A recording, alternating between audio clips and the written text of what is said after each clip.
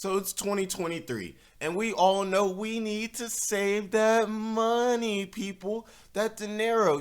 We're in a recession. It doesn't look like it's getting better anytime soon. Businesses are pretty much, what I'm saying, they're holding it down right now. They're firing their employees. They're getting rid of any operating costs or expenses that they have. And there's a reason that they're doing that. And people should pretty much have that same mindset as okay, this isn't really going to be a year of growth. Let's maybe save some money here, save some money there. And then when it is more of a prosperous season, then what I'm saying, you can get back into your investments and you're having fun and you're taking your girls out on dates and stuff and spending unnecessary money that you shouldn't be spending. Don't do that. But let's get into 3 ways that experts say you can save money, especially in 2023, and things that we should all kind of do. Now's a good period of time. It's January. It's the beginning of the year, so it's a good time. And this could be for anyone, regardless of if you make $5 a month to, if you make 500 million a month. So definitely like, comment, subscribe, all that stuff. If you guys like the kind of investing, like help videos, not recommending stocks or anything like that, but kind of like, lifestyle, personal finance type of videos, just let me know. And I don't want to hold you up anymore, so let's go ahead and get into it, guys. Okay, so it says, here are 3 money moves you should make at the start of the year, financial experts say. Now you can see this happy couple moving on in. Look at them, aren't they cute? Aren't they looking gorgeous today? Now it says, new year, new you. Probably not. Ooh. They taking shots, CNBC taking shots off the rip. Now it says one of the revelations that will likely come in 2023 is that you're largely the same person as last year. You don't suddenly love running or taking vitamins. Let me move this a bit. But sometimes it's good when things don't change, and the fact that many of the money moves we should be taking remain the same from one year to the next year at least gives us more times to try to get them right, which is true. Here are 3 of the most important actions to take now at the start of every year, financial experts say. The first one is going to be update your budget.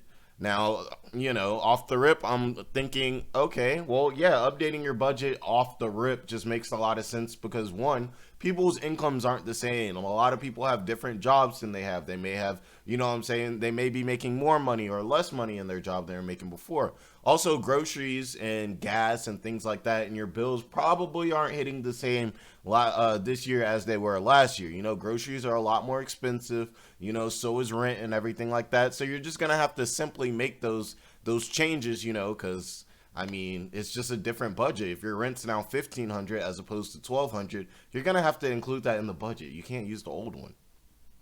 Now it says Brian Bender, head of Schwab Retirement Plan Services, said, the new year is a chance to reflect and start fresh. That should include your financial plan. He recommends making a list of any big expenses you anticipate for the coming year, including a possible move, marriage, or pricey vacation. Okay. Now he says you want to factor these costs into your budget and be prepared for them, he said. Similarly, if you're making a career change or expecting a raise at work, then you'll want your new budget to reflect it. So, obviously, like I said, if you get a raise at work or something, you're going to want to put that in the budget just so you know kind of how your money should move more smartly. What happens to a lot of people is, like, let's say they get a $5,000 raise, they'll start spending a lot, and before they know it, they've spent way more than that $5,000, and then instantly that raise almost becomes a liability at that point because you feel like you can purchase things that you can't afford. Now it says to get an understanding of how much you spend, look back at your purchases over the last couple of months, said Kimberly Palmer, a personal finance expert at NerdWallet, which if you guys don't know, NerdWallet is kind of like I believe a personal finance app that kind of, lets you sector out how much you want to spend in various areas and then, pretty much helps you out. Correct me if I'm wrong on that, but that's what I believe NerdWallet is. From there, you can create a ballpark estimate of where you want your money to go. One helpful rule of thumb is the 50-30-20 budget, which we've talked about on here this channel a lot, which allocates 50%. So 50% of your take-home pay towards needs, 30% towards wants, and 30% towards savings and debt, people. You got that? Hope you guys got that. So if you got $1,000 for the month, you throw in $500 into everything you need, your rent, your car, that's everything you have to have. Your rent, your car, your food, not go into expensive restaurants. That wouldn't count. What you actually need. And then 30% to want, so $300 to things you just want, you know what I'm saying? Having fun, That's your money to take these girls out on dates, you know what I'm saying? And everything like that. And then 20% for savings and investments in debt, you know what I'm saying? And debt. Now, it says review your emergency savings. Having a solid emergency savings account is one of the best ways to sleep soundly at night. It really is. President said Christina Guglielmetti. Ooh, interesting. Future president of Future Perfect Planning in Brooklyn. The amount of money people need salted away varies, and the start of the year is the perfect time to assess how much is best for you. To begin, you'll typically want to calculate your key monthly expenses, including rent, food, utilities, pet care, and then decide. I love how they just throw pet care in there. Like, rent, food, utilities is something everyone is going to have, and then pet care is just like kind of off to the side. Like, only so many people have pets. I just think it's kind of funny they threw that in there. I guess they love pets. I do. And then decide on a number of months you want the account to be able to cover should you lose your job. Of course, that money would come in handy for one-time emergencies such as an unexpected car repair or a medical bill. These are very important. It could be low, like 1 to 3 months, especially if there are other pools of savings to pull from. The possibility of family support or both jobs is very stable. Or it can go as high as 9 to 12 months if someone just prefers that kind of safety. She also recommends keeping the cash in a high-yield savings account. You'll just want to make sure any money you put in your savings is FDIC insured, which means up to $250,000 of your deposit is protected from loss. So it's kind of like insurance for your money, you know what I'm saying, guys, that kind of thing. I would also definitely recommend getting in Roth IRA, which if you guys don't know, it's kind of like a high yield savings account that pretty much can't be taxed by the government, and you're only allowed to put a certain amount into it. So it's good to max it out every year. So when you do actually go back to get that money, it's non-taxed. A lot of like investments that you make will be taxed later in the year. And just simply by it not being taxed, 20, 30 years down the line, that can mean thousands of dollars. So I just kind of want to throw that in there. That's a good place to really like safely put your money, as well as a bank. Now, when she is talking about a high yield savings account, she could be talking about an IRA, a Roth IRA account. But I just wanted to make sure I say that, wanted to make sure I get that out there. And I can say that personally, my life has been much better ever since I was able to save up, 6 months, 7 months, just multiple months of rent. I think it really makes you feel a lot safer and just relieves a lot of stress. You want to go to your job, you want to work hard and everything, but no one wants to live paycheck to paycheck. No one wants to, at the restaurant be deciding what they're getting on the menu based on the price and kind of checking their bank account and wondering, you know what I'm saying? Like, your girl orders a drink and you're sitting there like, dang, Becky, why you order that?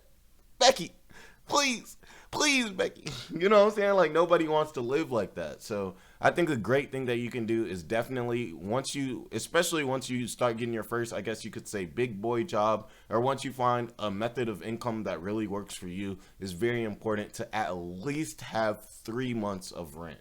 At the least, I would say 3 months of rent. And that's really going to let you know, all right, if I do lose my job, at least I got 3 months to try to get, another one, to try to, what I'm saying, at least 3 months is the best, I would say. But let's get back into it. Now, 3 says, make sure you're on track for retirement. It says the start of the new year is the best time to check in with your retirement savings goals and to make any needed changes, experts say. Some people may be able to take advantage of increased annual contribution plan limits. Oh, excuse me, guys. Oh, yeah. Sorry about that. For 401k workman retirement plans, $22,500, and individual retirement accounts, $6,500. So workers age 50 and older can qualify for an additional catch-up contributions. Now it says, yet even a small increase in your savings rate can be really powerful, which is true, said Rita Asif, Vice President of Retirement with Fidelity Investments. She provided an example. She said someone who is 35 who makes $60,000 a year, upping their retirement savings to 1%, or less than $12 a week could generate an additional $110,000 by retirement, assuming a 7% annual return. That is insane, people. And the 7% annual return actually isn't that crazy. It sounds crazy right now because, we're in a recession and the stock market has just been plummeting down.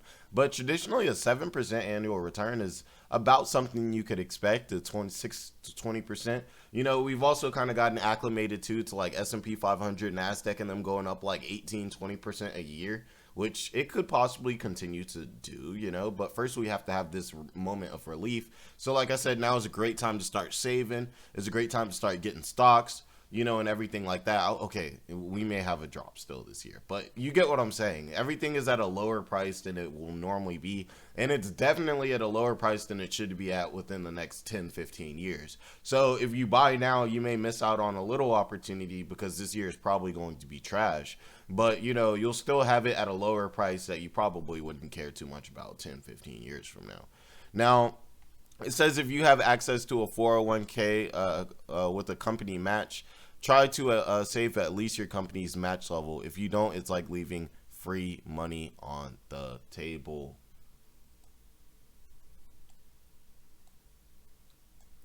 Yeah, definitely you want to ask if your company offers a 401k match program, because that will just it will just save you a lot of money. I remember my dad was pretty much on me telling me, hey, you got to get the 401k match. You got to get the 401k match. So I know it's a pretty important thing, and I'm going to recommend that. My recommendations are definitely going to be adjust your spending to adjust your spending to, any new jobs or how much things cost now, because they cost a lot more than they did last year. Get that Roth IRA savings account and try to have at least 3 months of rent, at the least 3 months of rent. And like I said, the last thing, see if your job offers a 401k match program, and if you do, match whatever they have, and that will, like they said, it's like leaving free money on the table if you don't do this.